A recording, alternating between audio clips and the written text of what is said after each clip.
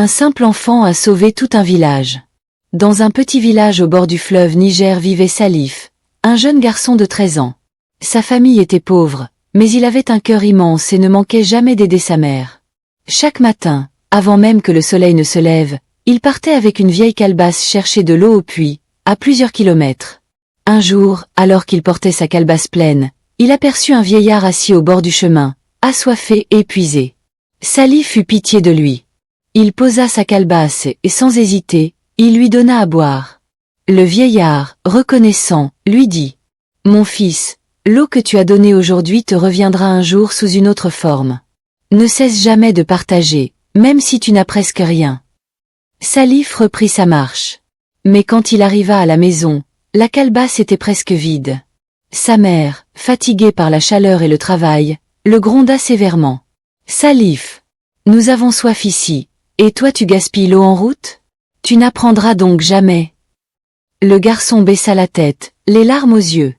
Il voulait expliquer, mais les mots restèrent coincés dans sa gorge. Quelques jours plus tard, une grande sécheresse frappa le village. Les puits s'asséchèrent, et l'eau devint rare.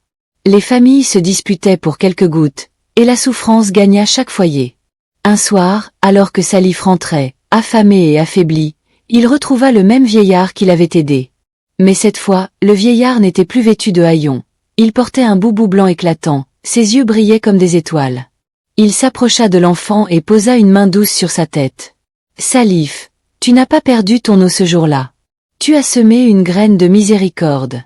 Voici la récompense. » Et aussitôt, le vieillard disparut, laissant à ses pieds une jarre d'eau claire, qui ne se vidait jamais. Grâce à elle, le village entier put survivre à la sécheresse. Mais Salif n'en profita pas pour lui seul. Chaque jour, il distribuait l'eau à ceux qui en manquaient. On ne l'oublia jamais, et son nom resta dans la mémoire du village comme celui d'un enfant au cœur plus grand que sa soif. Le vrai trésor d'un homme n'est pas ce qu'il garde pour lui, mais ce qu'il donne aux autres, même dans sa pauvreté. Parfois, ce que tu crois avoir perdu est en réalité une semence pour ton avenir. Cette histoire t'a touché? Alors abonne-toi à Africa Story pour que nos mémoires ne meurent jamais. Chaque like, chaque commentaire, c'est une parole d'ancêtre qui revient à la vie.